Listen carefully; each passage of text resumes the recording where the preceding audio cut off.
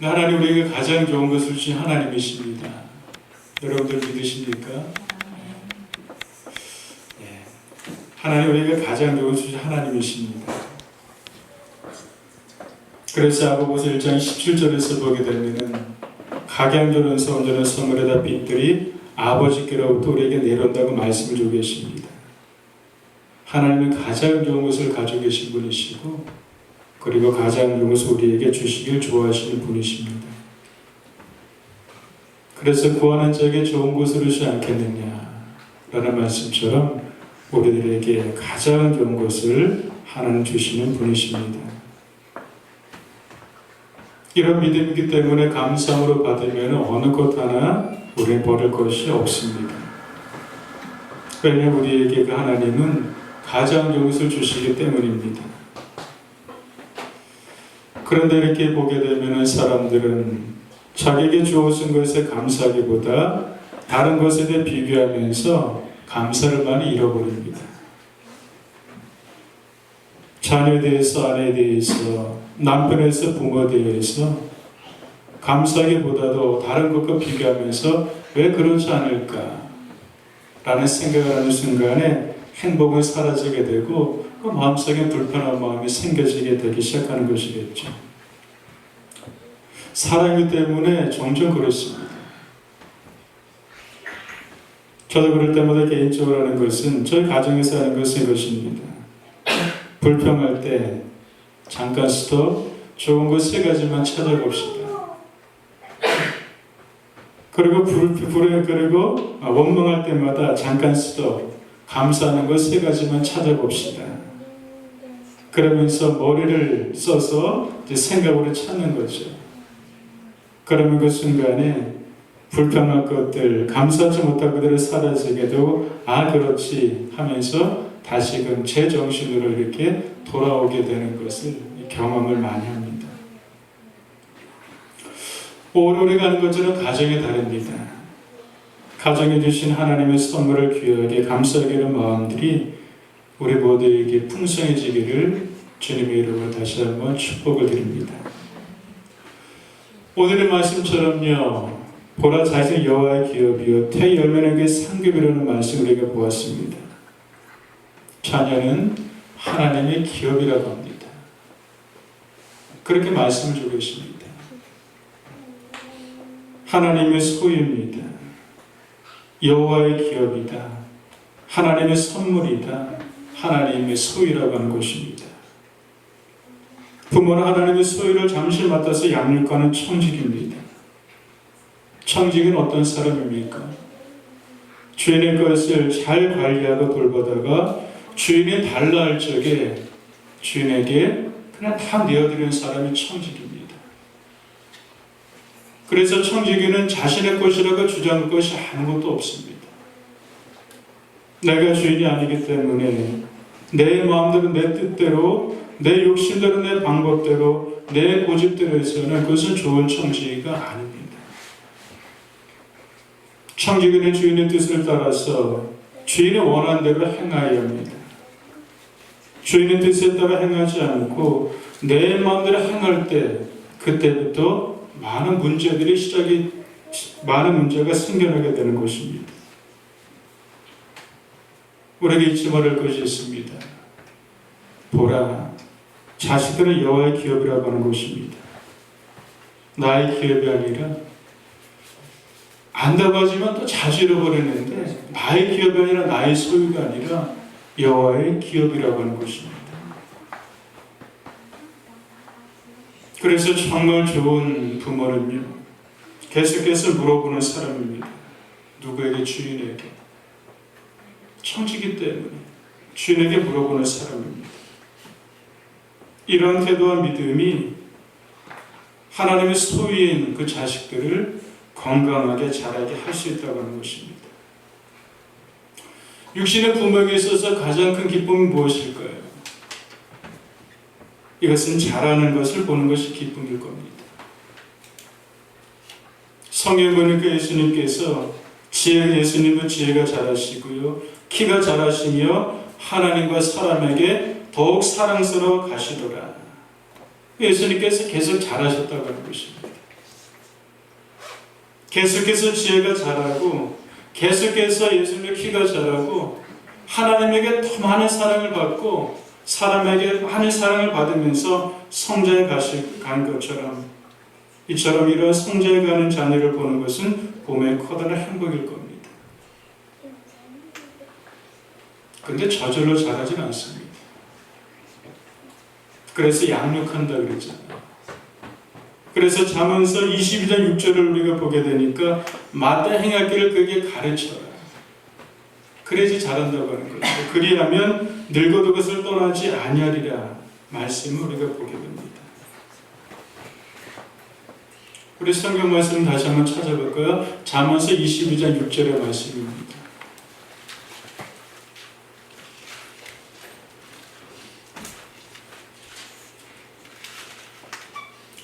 한 목소리 같이 말씀 있습니다.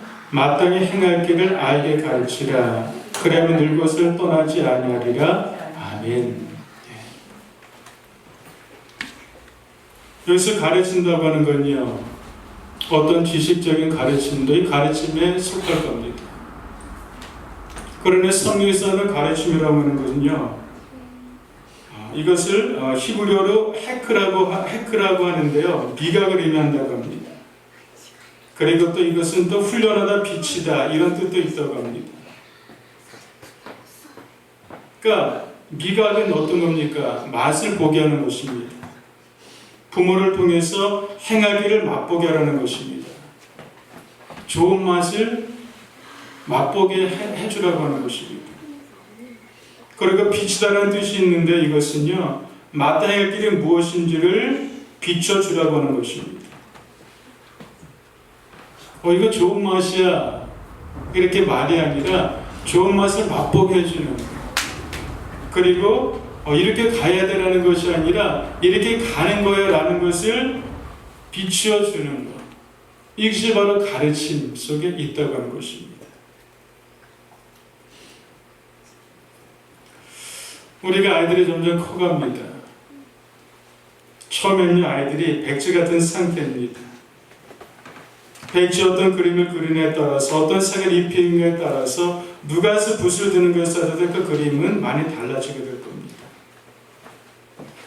우리 아이가 커가면서 깜짝 놀랄 때가 많습니다. 가르쳐주지 않았는데도 불구하고 그냥 부모를 따라하는 것입니다. 말들을 흉내내고 행동을 흉내를 냅니다. 가르치지 않았는데도. 근데 가르치는 것이 아닌 것이 아니라 무의식 중에 학습한 거죠. 무의식 중에 배워간 것이겠죠. 무의식, 저렇게 하는 거구나. 저런 행동을 하는 거구나. 저런 말을 따라하는 거구나. 라고 하면서 무의식 중에 맛을 보여줬고 무의식 중에 그런 거라고 나를 비춰준 거죠. 그러면서 그것이 점점 그 몸속에 체득되어 가는 것이겠죠.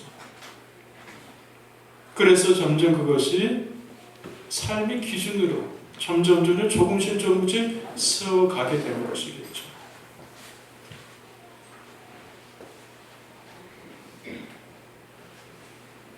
그래서 부모는 모델이라고 하죠. 예수님은 제자들에게 많은 모델을 보여주십니다. 사랑을 보여주시고 성림을 보여주셨고 용서를 예수님께서 보여주셨습니다. 그래서 예전에 자녀에 대해서 뭐라고 하게 되면 그랬잖아요.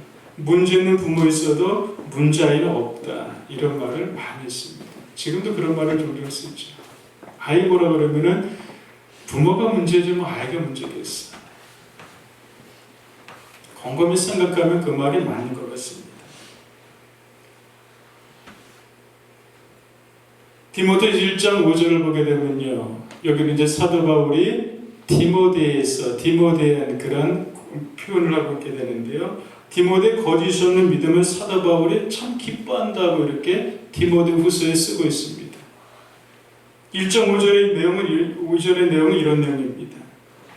디모데야, 내 속에 거짓이 없는 믿음이 있음을 내가 생각한다. 디모데를 생각할 때마다 디모데 속에 거짓이 없는 믿음을 생각하면서 바울이 또 뭐라도 좋은 거예요. 참 거짓 없는 믿음이구나 디모데는. 근데 이 믿음은 먼저 내 외조모 로이스와 내 어머니 유니게 속에 있더니 내 속에 있는 줄 내가 확신한다. 유니게 디모데 속에는 거짓 없는 믿음은 누구로부터? 외조모 로이스와 어머니 유니게 속에 있더니 그 믿음이 그냥 디모데에게 흘러간 겁니다. 외조모 로이스 어머니 유니게를 통해서 거짓 없는 믿음을 그냥 습득한 겁니다. 맛을 본 거고 비침을 봐서 알았다고 하는 것입니다. 우리는 어떤 거울로 비춰주고 어떤 맛을 맛보여주고 어떤 모습으로 우리가 비춰주고 있는가, 어떤 영향을 주고 있는가. 저희 하나님 앞에서 우리 모습을 우리는 많이 보여야 될 겁니다.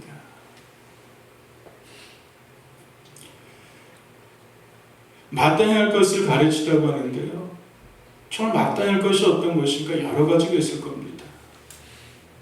먼저는요, 우리 자녀들에게 있어서 좋은 신앙의 틀을 우리가 맛보게 해주면 될 것 같습니다.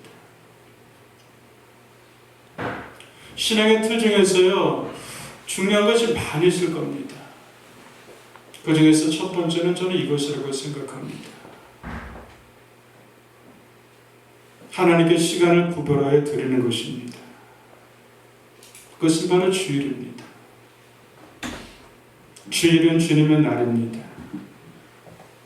주일은 나의 날이 결코 아닙니다.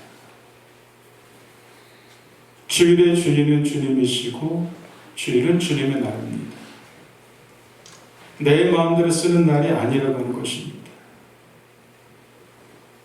주일의 주인이 주님이신데 근데 그날을 내가 마음대로 써. 그렇다면 주님의 마음이 어떨까? 주일을 우리가 잘하는 것처럼 주일이고 예배드리는 날인데 그것을 내가 마음대로 써. 주님께서는 주일을 예배 받으시고 그리고 우리에게 복 주시라고 준비를 잔뜩 하시고 계시는데 근데 나는 필요 없더라고요. 나는 필요 없습니다. 뭐 그런 수고까지 하십니까? 우리를 위해서 좋은 것을 많이 예배해서 준비하시고 그리고 기다리시는데 근데 필요 없습니다. 그냥 내가 알아서 할게. 그럴 때 마음이 어떨까?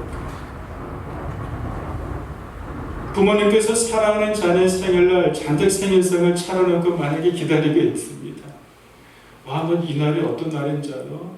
너를 위해서 내가 특별하게 준비한 생일상을 내가 차려놓은 날이야. 기다리고 그냥 기다리고 있는데 근데 나 생일상 필요 없습니다. 뭐 그럴 수고까지 하십니까?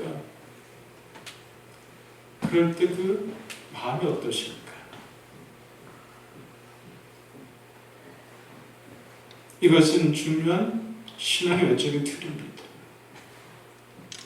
주일은 주님의 날입니다. 주일은 예배하는 날입니다. 우리는 신앙생활에서 알고 있어요. 주일의 날을 주일의 날로 우리가 드리지 않을 적에 우리 영적인 많은 손해를 많이 입습니다. 영적인 유익을 많이 잃게 됩니다.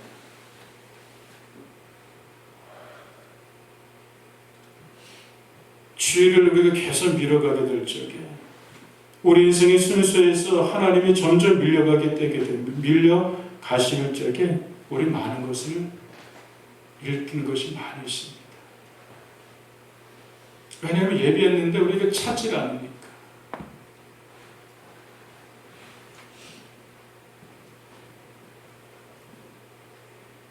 우리는 또 이렇게 얘기할 수 있습니다. 현대인이 바쁘지 않습니까? 일상의 삶에 많이 있습니다. 필요한 일입니다. 필요한 일일 수가 있습니다. 그런데 이렇게 한번 또 질문해 봅니다. 근데 꼭 필요한 일이지만 꼭 그럴까? 피할 길은 없을까? 마음을 정하다면 어떤 피할 길을 우리가 찾을 수 있게 될 텐데 피할 길은 없는 걸까? 그러면서 이런 생각을 하게 됩니다. 하나님 내 삶에 가장 우선이 되어야만 됩니다. 하나님 나의 도우심이 되셔야 되고, 하나님은 내 삶의 모든 최선의 것으로 나를 인도하시고 이끄시고 나의 삶을 도와주시면 됩니다. 하나님은 내 삶의 최선으로 그렇게 나에게 은혜를 베푸시면 됩니다. 하나님은 그렇게 원하십니다. 근데 우리 하나님께, 주님께 그러한 마음으로 나가는데, 근데 우리에게 있어서 과연 하나님 앞에는 과연 나는 최선으로 나가는가? 이런 또 질문을 해보게 됩니다.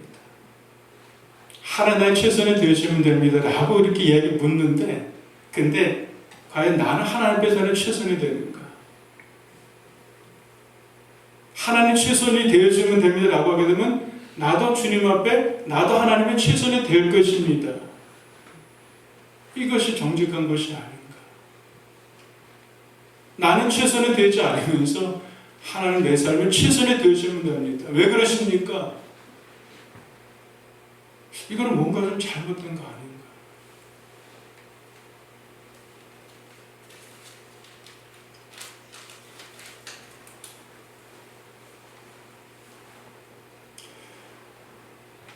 저도 그렇고 여러분도 그렇고 우리가 믿음의 삶 속에서 하나님의 인생의 순서에서 점점 나도 모르는 사이에 밀려가게 되지 않기를 주님의 이름으로 간절히 축복드립니다. 아멘.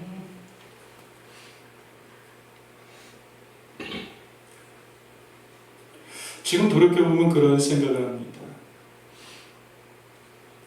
어릴 때 막 놀고 싶잖아요.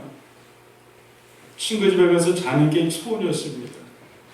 친구들하고 어울려서 그냥 자고, 그냥 그때는 토요일까지 학교 다녔으니까, 국민학교 때. 토요일 날 오후에 친구들하고 여러 명이 몰려가서 이제 친구 집에서 자는 것이 너무나도 행복했어요. 그냥 친구들하고 어울려서 노는 것이.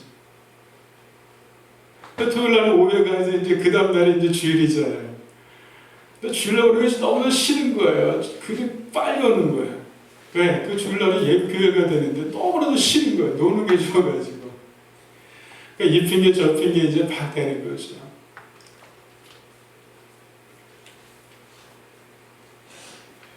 그러다가 어떻게 하면 이렇게 뺄까 저렇게 뺄까.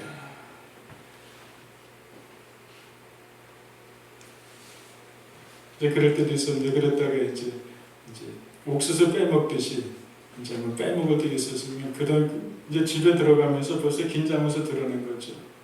말이 나니까. 근데 그때 너무나도 싫었습니다. 왜 이렇게 위벌난가?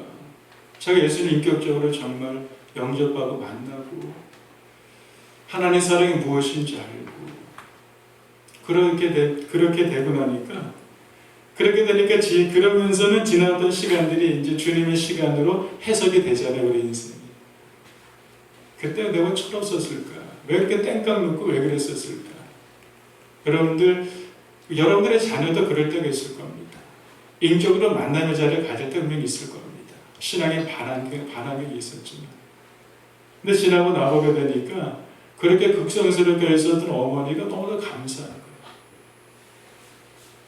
그래 난리치고 너 밥 먹지 마. 그때는 뭐 이렇게 강압적으로 그렇게까지 해? 라고 하는데 나 그러면 뛰쳐나갈 거라고 그냥 했었는데, 지나고 나고 보게 되니까 그러면서 저도 모르게 그냥 하나에 뭔지 모르게 그냥 교회 가서 자고 그냥 시끄럽게 하고 목사님한테 그냥 뭐 쿠사리도 먹고 그랬었어요. 조용히 하라고. 근데 지났던 시간 보니까 그것이 나도 모르는 사이에 근데 익숙한 하나의 습관으로 배웠었다고요. 그 지나고 나니까 그것이 참 많이 감사하더라고요.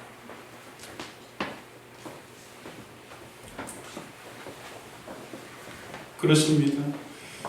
우리가 정말 먼저 첫 번째 우리 자녀들에게 있어서 좋은 틀을 만들어줘야 되는데, 그것은 주일은 주님의 날이라고 하는 틀을 어릴 때부터 조금씩 심겨주는 우리 신앙의 세대가 되길 주님의 이름으로 간절히 축복드리겠습니다.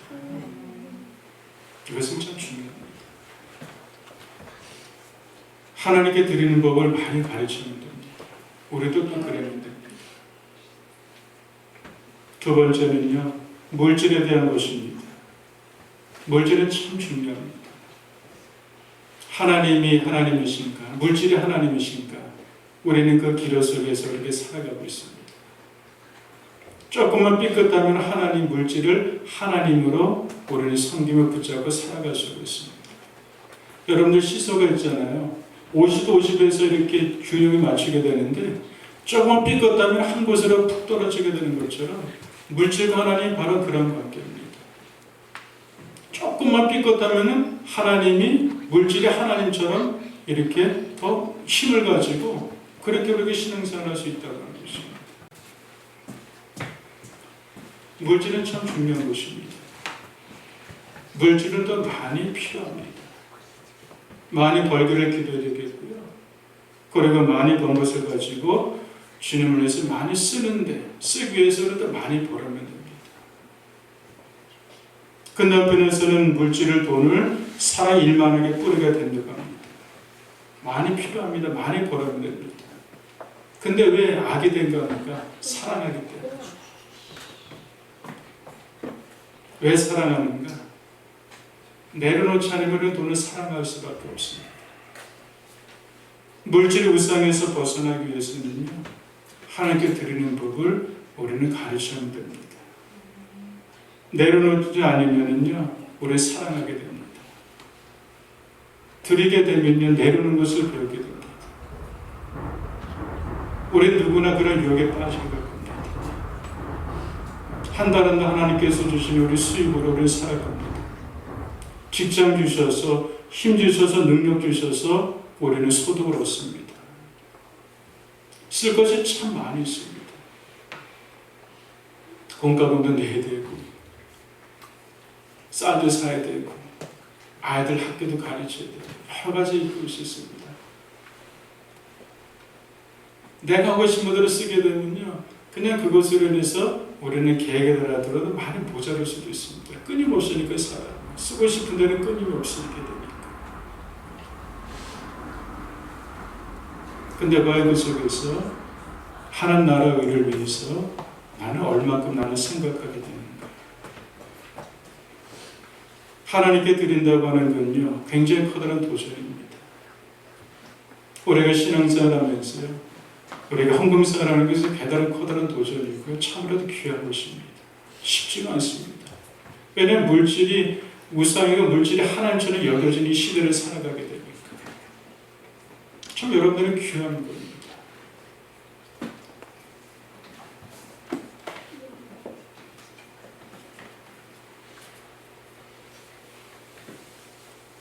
우리도 그렇지만 우리 자녀 세대들에 대해서 하나님께 드리는 그런 물질의 생활, 헌금 생활에 대해서 하나의 틀을 잘 가르쳐 주기를 주님의 이름으로 축복드리겠습니다. 바로 이 헌금 생활은요, 하나님의 삶에 얼마나 많은 도움을 계신가를 우리에게 직접 눈으로 보게 하게 하는 현장입니다.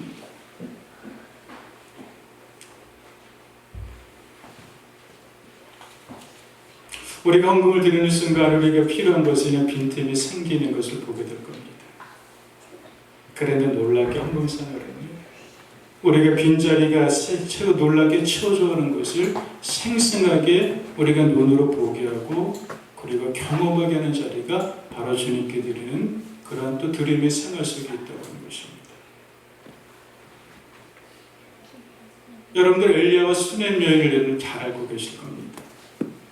엘리야가 이 수넴 여인 집을 찾아가가지고 수넴 여인에게 이렇게 합니다. 나를 위해서 먹을 것을 내라고 요청을 합니다. 그 수넴 여인은요, 가진 것이 아무것도 없는 거예요. 밀가루 한 움큼이 있었고 기름 한 병이 그 전 재산이었습니다. 근데 엘리야 것을 나에게 달라고 하는 거예요. 보통 같은 미소의 상황 같으면은 당신에게 줄 게 뭐가 있으니까 내가 밀가루 한 움큼과 기름병 한 건밖에 없게 되는데 이것을 먹어도 모자르는데 이것이 우리 전체인데 이것을 달라고요? 당신 이상합니다. 우리 형편이 어떤지 아십니까? 이렇게 우리 반응할 수 있어요. 보통의 반응일 겁니다. 근데 수넴 여인은 그 말대로 밀가루 한 움큼과 기름 한 병으로 떡을 만들어가지고 엘리야에게 줍니다. 굉장히 커다란 도전이, 큰 도전이었습니다. 근데 그 위에 보게 되니까 하나님의 손은 결코 짧지 않으시잖아요. 지난주에 말씀 나눴잖아요. 하나님의 손은 짧지 않으신 하나님께서 어떻게 역사하십니까? 그 당시에는 가뭄이 너무 심해가지고 아무것도 얻을 수 없는 그때인데 가뭄이 그쳐서 비가 올 때까지 밀가루가 마르지 않는 겁니다. 기름이 떨어지지 않는 겁니다. 어떻게 그렇게 할 수 있을까? 우리는 알지 못합니다. 하나님의 방법이고 하나님이 행하신 일입니다. 그러나 어쨌든 밀가루가 떨어지지 않고 기름이 떨어지지 아니하면서 그렇게 수렘 여인이 그렇게 살아갔습니다.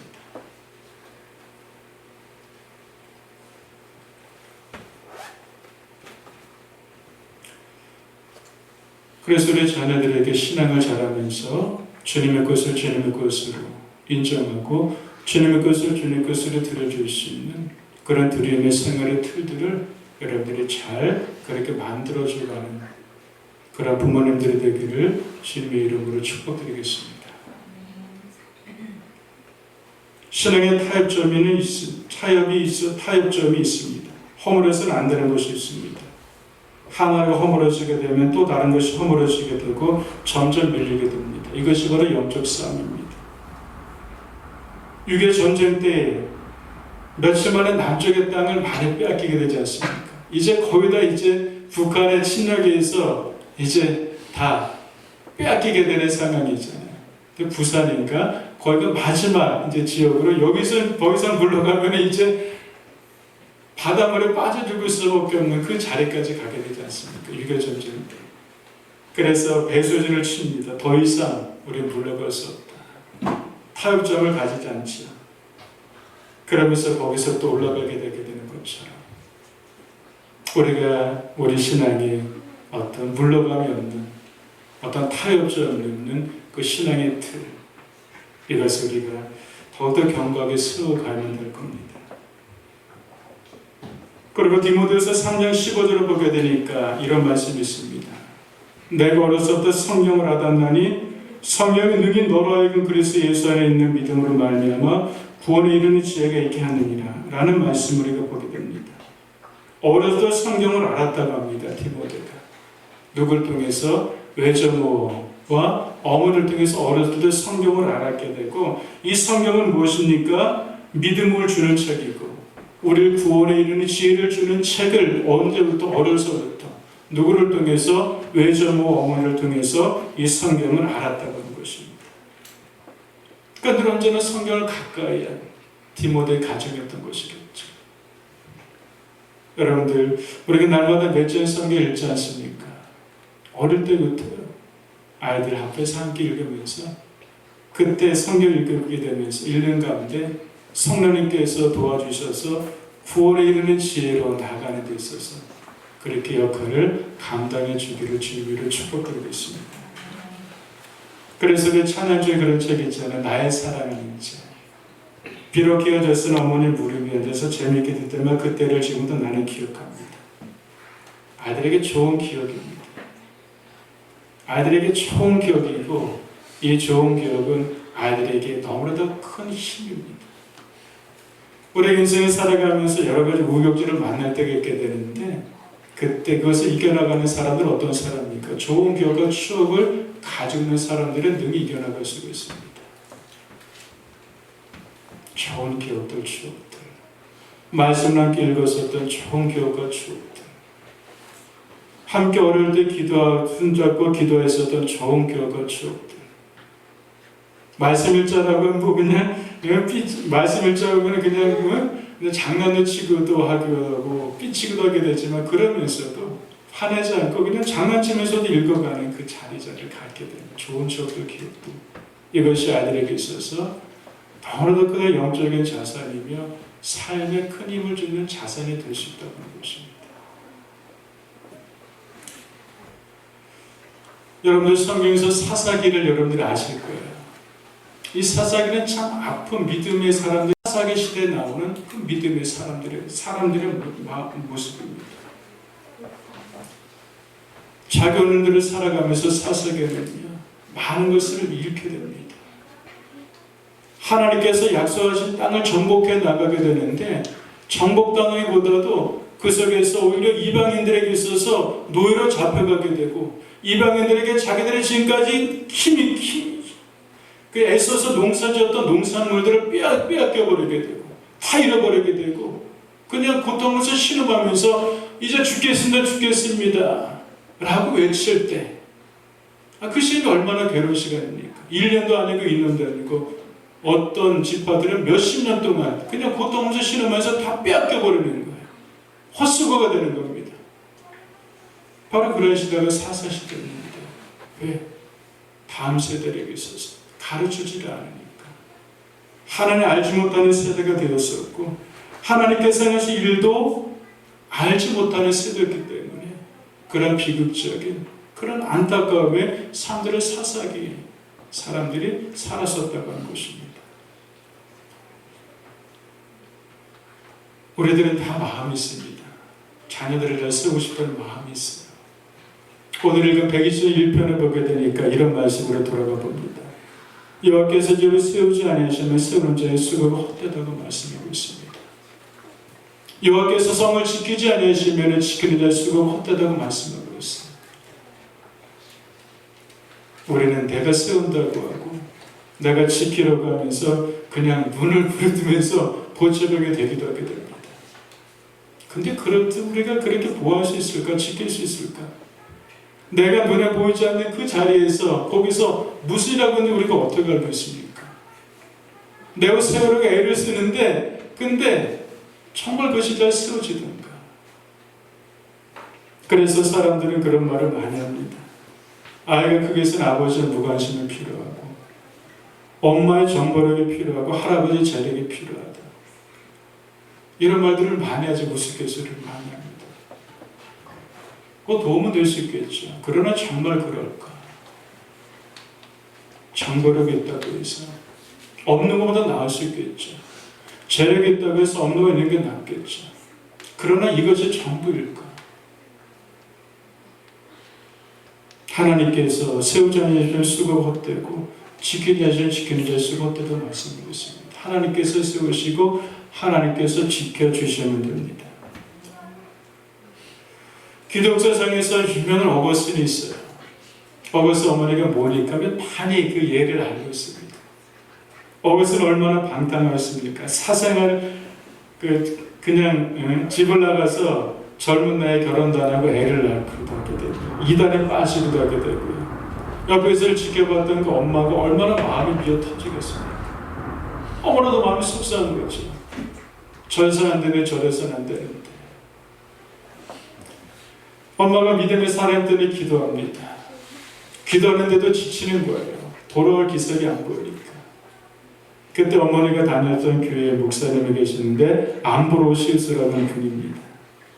이분이 참 좋은 또 말을 하나님이 주신 마음으로 준 말이겠죠. 이런 말을 어머니 모니카에게 들려줍니다. 눈물로 기도한 대신 망하지 않습니다. 이 말에 힘을 얻은 거예요.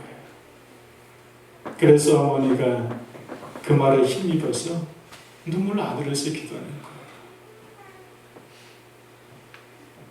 아들이 하나님의 때에 맞춰서 회심해서 돌아옵니다. 그리고 멀리 갔던 그만큼 죄가 큰 자에게 은혜가 더 크게 임하다고 하는 것처럼 이 자녀가 기독교에 큰 영향을 끼쳤었던 어거스틴으로 새롭게 태어나게 되는 것을 우리가 보게 되지 않습니까? 하나님께서 세우시면 됩니다.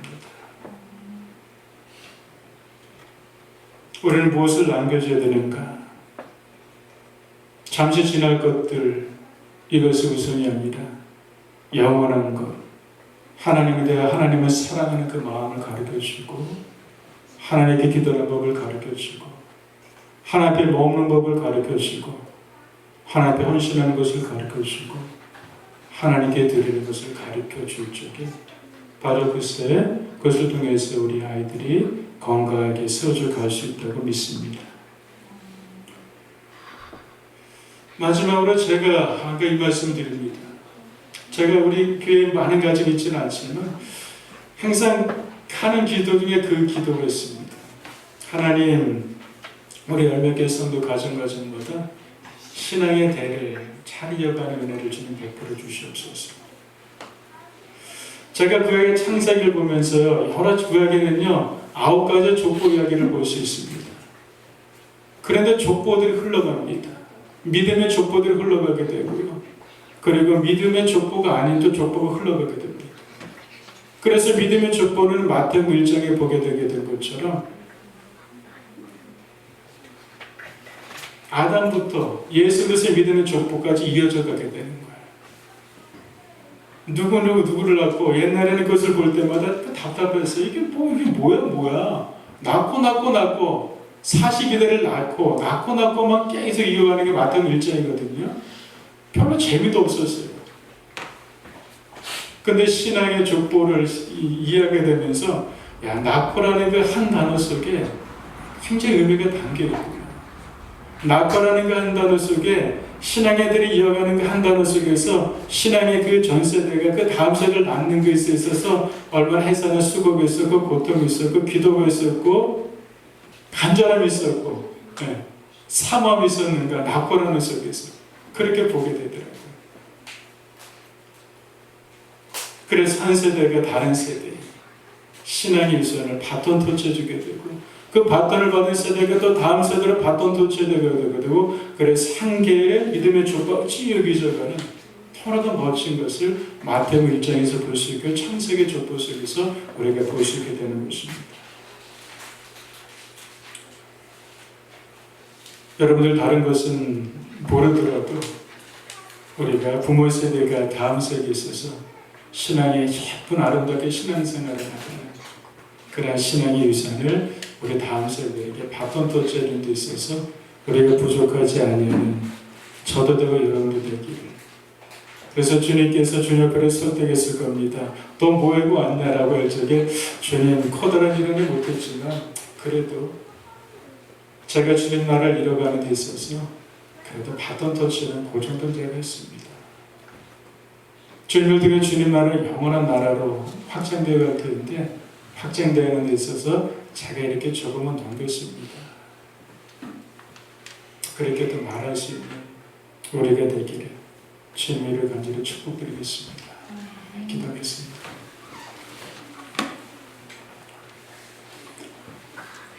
하나님 감사합니다. 오늘 시편 127편의 말씀을 저희들이 함께 나눴습니다. 보라, 작년에 여호와께서는 기업이라고 말씀하셨습니다. 우리가 하나님의 기업, 하나님의 선물을 우리가 청직으로 받아서 그것을 우리가 갖고 가고 있습니다. 주님, 잘 갖고 와서 정말 주님께서 쓰시겠다고 할 적에, 주님께서 달라고 하실 적에 주님 앞에 귀하게 내어드릴 수 있는 그 신앙의 부모세가 될 수 있도록 우리에게 은혜를 하나님 내려 주시옵소서.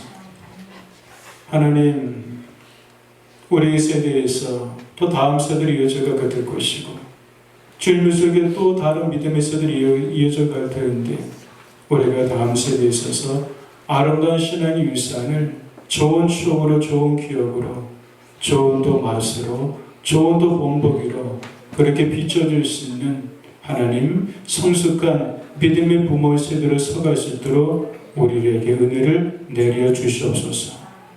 좋은 신앙의 영향을 끼치는 우리가 될 수 있도록 그래 주시옵시고, 그리고 우리 자녀를 향한 하나님의 마음과 계획과 뜻이 무엇인지 매 순간순간 묻고 우리가 듣고, 그래서 주님의 주시는 그 마음으로 우리 자녀를 양육하며 이끌어갈 수 있는 하나님 그런 지혜로운 그런 부모님들이 될 수 있도록 은혜를 주님 내려 주시옵소서. 하나님, 주님의 것을 주님의 것으로 드릴 수 있고, 주님의 것을 주님 것으로 인정할 수 있는 그런 믿음을 어릴 때부터 우리 자녀들에게 가르쳐 줄 수 있도록 해주시고, 우리 또한 그런 또 주님의 것을 주님의 것으로 알 수 있는 믿음을 갖게 해 주시옵시고, 또 그런 믿음을 경험할 수 있는 부모 세대들이 될 수 있도록 우리에게 은혜를 내려 주시옵소서. 다시 한번 기도하오니 하나님 열몇 개 우리 함께하는 모든 성도들의 가정에 놀라운 정과 자비를 주님께서 내려주시옵시고 우리 자녀들 위해 지혜가 더하게 하시고 지식에 더하게 하시고 하나님께 더욱 사랑을 힘있게 해주시옵시고 사람들에게 더 큰 사랑을 힘입으면서 그렇게 성장해 나갈 수 있는 우리 모든 자녀 세대들이 될 수 있도록 주의 은혜를 내려 주시옵소서. 감사하며 예수님 이름으로 기도드렸습니다. 아멘.